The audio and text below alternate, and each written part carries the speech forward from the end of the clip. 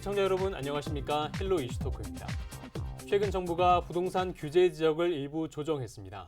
양주와 동두천을 조정 대상 지역에서 해제한 건데요. 규제 해제가 이들 지역 부동산 시장에는 어떤 영향을 미칠지 알아보겠습니다.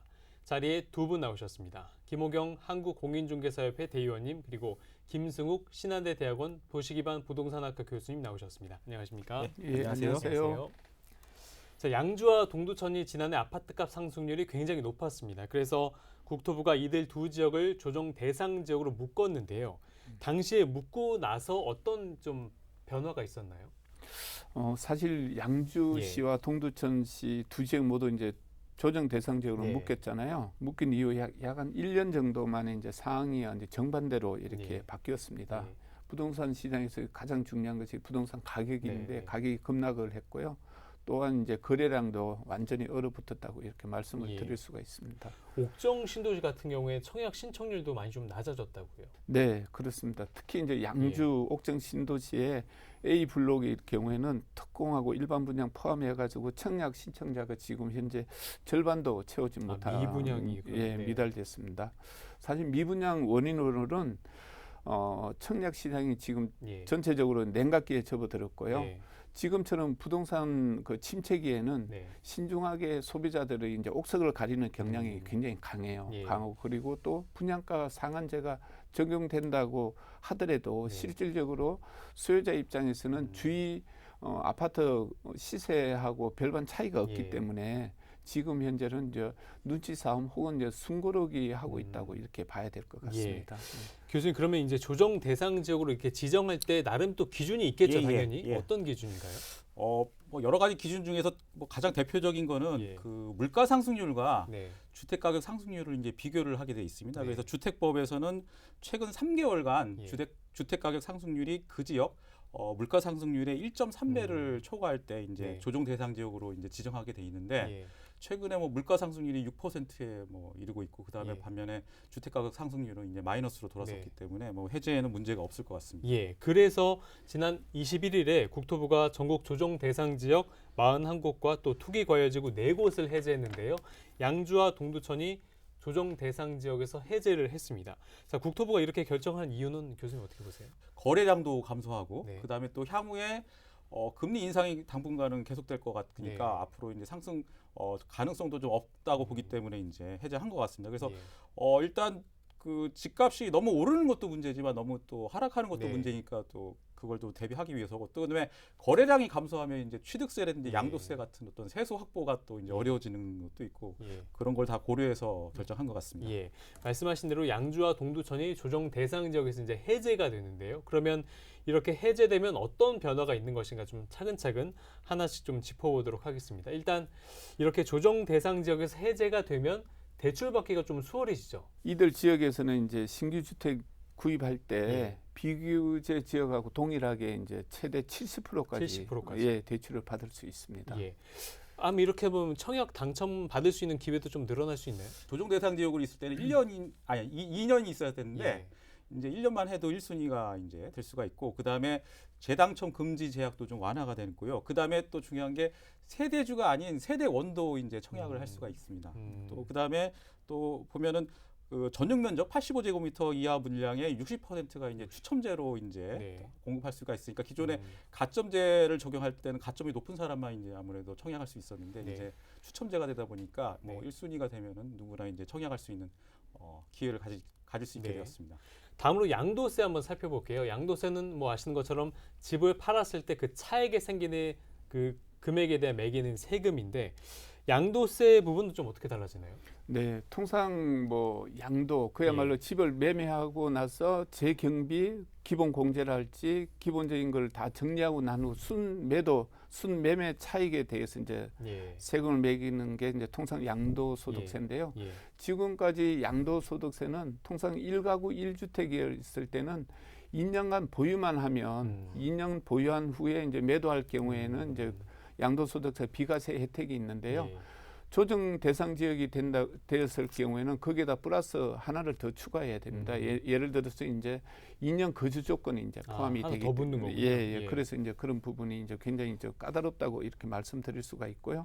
그리고 이번 조치로 인해 가지고 이제 비규제 지역이 된 지역에서는 집을 사고 거주 안 해도 되기 때문에 직접 거주하지 않고 집을 사서 그걸 가지고 전월세로 내줬다가 2년 후에 매도할 경우에도 양도소득세는 비과세 혜택이 있습니다. 또한 또 하나는 이제 일시적으로 2주택이 됐을 경우에 종전주택을 처분하는 기한이 2년에서 이제 3년으로 이렇게 늘어난다고 보시면 됩니다. 자, 다주택자 같은 경우에는 그동안 이제 조정 대상 지역에서는 양도세가 중과됐잖아요. 물론 이게 지금 유예되고 있긴 하지만 이 조정 대상 지역에서 이제 풀리면 당연히 이것도 조금 혜택이 있겠네요. 그렇죠. 우리 양도세제가 좀 복잡하긴 한데 일단 그 보유 기간에 따라서 이제 중과세가 되는 거 있고 그다음에 일반 세율로 이제 적용할 때는 이제 그 2년 이상 보유할 때 이제 일반 세율이 적용되는데 그렇죠. 그런데 조정 대상 지역에서 2주택자일 경우에는 그 일반 세율에서 20%를 가산하게 돼 있었고 그다음에 3주택자일 때는 30%를 가산하게 돼 있었습니다. 그런데 그 이번에 조정 대상 지역에서 이제 풀리면서 양주나 동두천 같은 경우에 다주택자가 그 처분할 때 그런 중과세율을 이제 배제가 되고 있습니다. 그런데 물론 그 내년 5월 9일까지 처분을 하면은 일시적으로 그 중과를 이제 배제하는 조항이 있습니다만 이번엔 아예 조정 대상 지역에서 배제되기 때문에 내년까지 급하게 금매로 처분하지 않아도 그 중과세율을 벗어날 수 있기 때문에 조금 이제 여유가 생기고 또 이렇게 다주택자 입장에서는 금매로 팔 필요성이 조금 줄어든 것 같습니다. 양도세를 덜 내도 된다는 쉽게 말해서 그렇다는 거죠.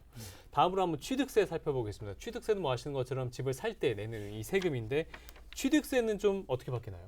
취득세가 일반 세율이었을 때 주택 가격에 따라서 1에서 3% 정도 수준이었는데요. 조정 대상 지역에서는 이제 2주택자가 8%고 3주택자 이상이 이제 12%를 부담하기 때문에 사실 초기 비용이 굉장히 부담이 상당했었거든요. 그럼에도 불구하고 이제 앞으로는 비규제 지역에서는 집을 구매하시면 2주택자까지도 이제 일반 세율 1에서 3% 정도 부담하기 때문에 자금 마련 부담이 아마 지금보다는 훨씬 좀 수월해진다고 볼 수 있고요. 다만 비규제 지역이라도 3주택자 이상부터는 그래도 중과세율 3주택자부터 8에서 12%는 종전대로 그대로 적용된다고 보시면 됩니다.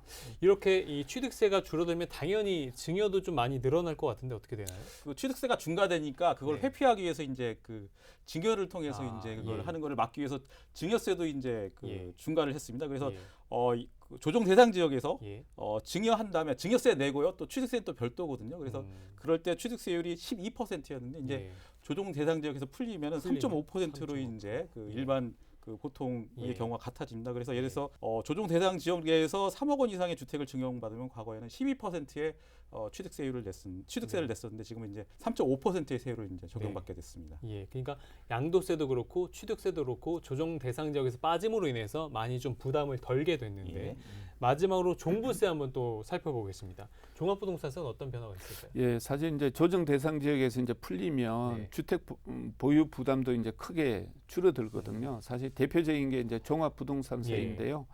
조정 대상 지역에서 이제 주택을 2채 이상 보유하면 중과세율이 1.2에서 1.6%를 적용하는데요. 만약 2채 중에 한 채가 조정 대상 지역이 아니라면 절반인 일반 세율 0.6에서 3%를 적용받습니다. 자, 우리가 이제 세금에 대해서 좀 알아봤는데 규제 해제 이후에 어떤 좀 다른 변화가 좀 있을 수 있나요?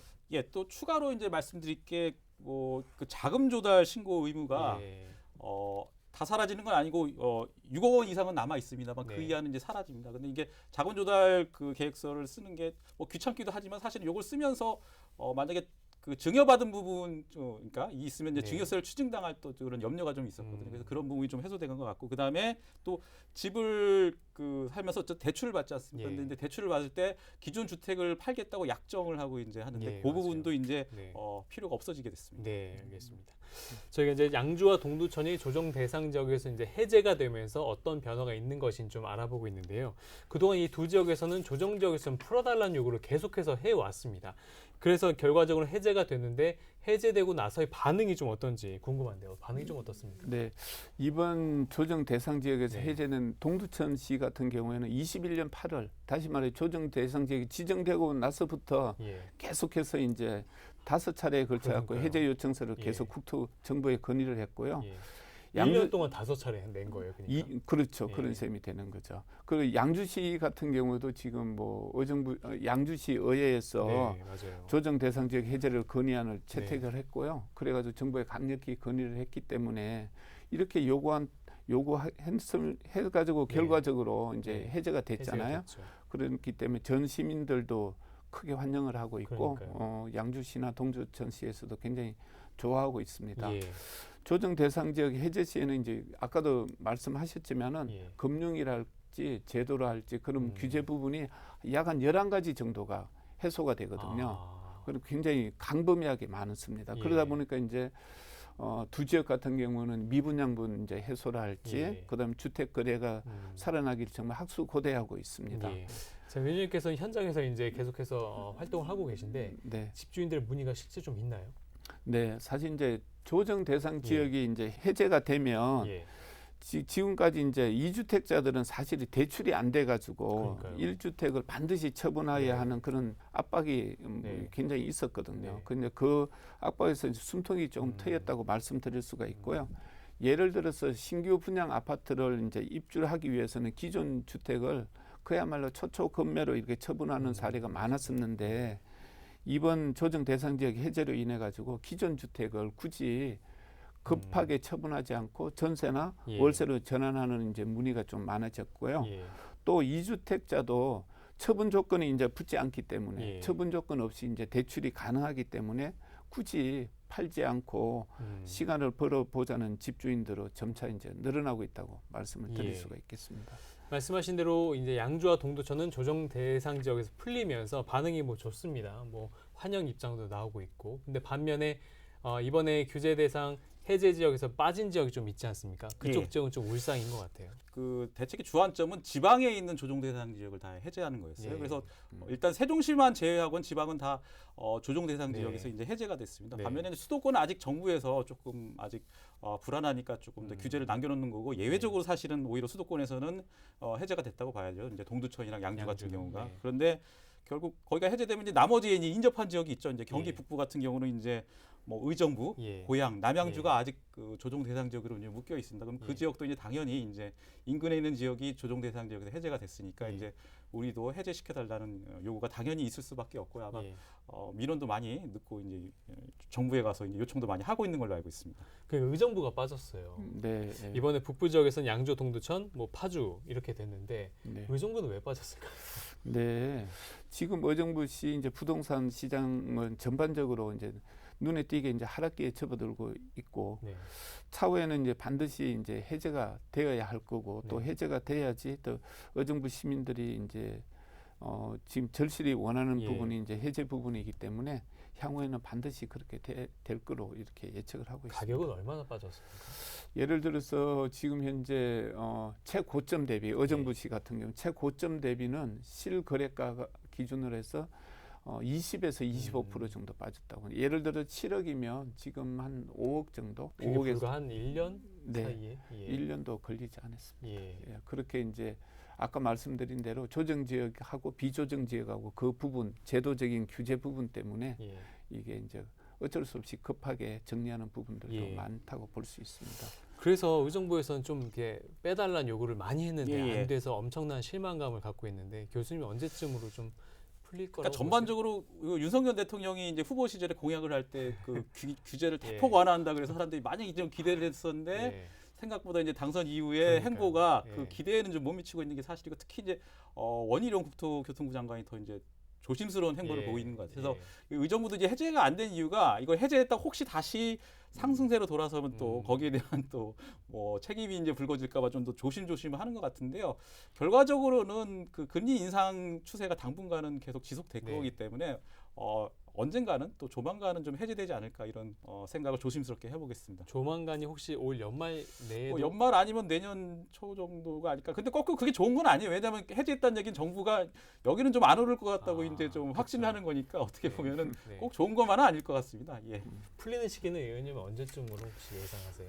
저는 제가 현장에 체험하는 거로는 지금 이게 실거래가하고 그러니 물가 상승률 아까 교수님 말씀 주셨지만 또 이제 청약률도 거기에 변수가 있거든요. 그래 청약률하고 근데 의정부는 아직도 청약 시장이 그래도 양주하고 동두천보다는 조금 낮거든요. 아까 옥정은 미분양 났는데 여기는 그 정도는 아니에요. 예, 지금 현재 아닌데 나홀로 아파트 같은 경우에는 뭐 거의 그런 수준이 됩니다. 그럼 지금 청약은 어느 정도 몇 대 1 경쟁률이 나오나요? 지금 현재 신곡동 같은 경우에는 지금 청약률이 그래도 한 10몇 대 1까지 되고 높네요, 그렇게 예. 됐었어요. 그렇지만 이제 향후에는 이제 어떻게 될지는 좀 더 두고 봐야 될 것 같습니다. 예.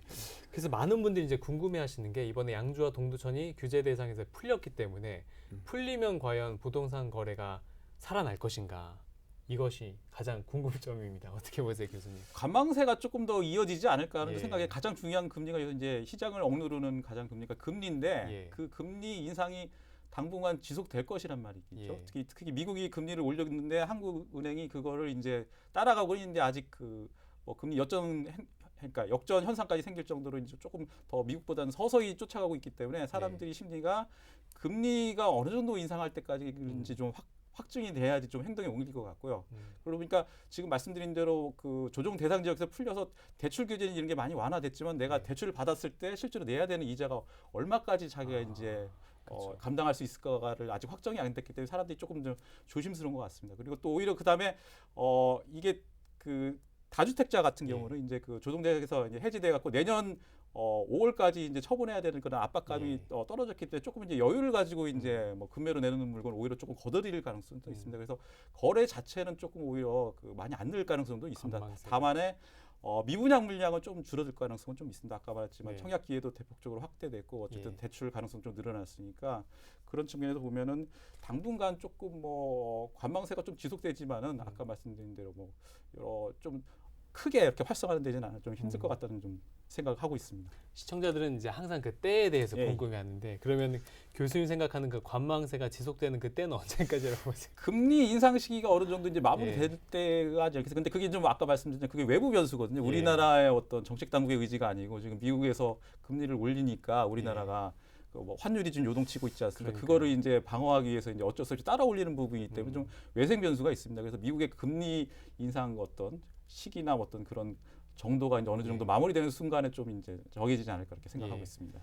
규제를 푼다고 해서 거래가 바로 살아나진 않을 것이다. 그 관망세가 좀 지속될 거라고 말씀하셨는데 실제로 국토부가 지난 6월에도 일부 지역의 규제 지역을 해제하고 봤더니 뭐 가격이 갑자기 올라가거나 아니면 부동산 거래가 갑자기 되거나 이렇지는 않았어요. 그 역시 금리 요인이 있겠어요. 그렇죠. 그러니까 가장 큰 요인이 요즘 이제 금리죠. 그래서 사람들이 뭐 자기가 어느 정도까지 이제 이자를 낼 수 있는가가 이제 확정이 돼야지 좀 행동에 나설 것 같습니다. 위원님도 비슷한 생각이실 것 같은데. 네, 사실 정부에서 이번에 이제 부동산 시장 연착륙을 위해서 이제 사실 일단은 이제 서울하고 뭐 이게 수도권 일부 지역을 제외하고는 이제 조정 대상 지역을 해제를 했다고 볼 수 있는데요. 대체적인 이제 부동산 전문가나 현장의 공인중개사들은 서울하고 경기도 인접에 있는 주요 지역의 규제를 풀지 않고서는 실제적으로 부동산 시장에 미치는 영향은 아주 미미하다고 예측을 하고 있고요. 서울과 인접 지역을 풀지 않으면 예를 들어서 뭐 남양주나 뭐 의정부나 고양이나 뭐 그런 부분 그리고 사실 이제 그렇게 돼야지 이제 시너지 효과를 사실 기대를 하는 거거든요. 이게 부동산 시장이라는 것이 돈 흐름이 사실 중요한데 정부에서는 지금 인플레이션하고 여러 가지 때문에 돈을 이제 조금 통화량을 줄이고 있는 상황이지만은 수요자들 입장에서는 사실 이제 가장 중요한 게 이제 금리 폭등을 했기 때문에 대출 이자 부담이랄지 그리고 사실 이제 거래가 이제 침체가 됨으로 인해 가지고 이제 풍선 효과를 사실 기대해야지 사실 수도권에까지도 이렇게 연결이 되거든요. 그러다 보니까 이제 단기 투자 수요라 할지 그리고 또 갭 투자라 할지 그런 부분들이 이제 많지 않을 거라고 이렇게 판단을 하고 있습니다. 네, 관망세가 같은 말씀이시죠. 이제 금리 네. 때문에 관망세가 지속될 거다. 근데 사실 공인중개사분들 굉장히 좀 요즘 힘들잖아요. 네, 힘듭니다. 그리고 예. 뭐 이렇게 신문에도 이렇게 보도되고 있지만은 네. 개업하시는 분들이 뭐 큰 폭으로 이렇게 줄어들었고 또 폐업하는 게 이제 폐업도 비율도 많이 늘고 있습니다. 예, 알겠습니다. 자, 오늘 헬로 이슈토크에서는 조정 대상 지역 해제 후 변화되는 점들에 대해 살펴봤는데요. 이 지역 부동산 시장 상황 앞으로도 계속해서 살펴보도록 하겠습니다. 오늘 헬로 이슈토크는 여기까지입니다. 시청해주신 여러분 고맙습니다.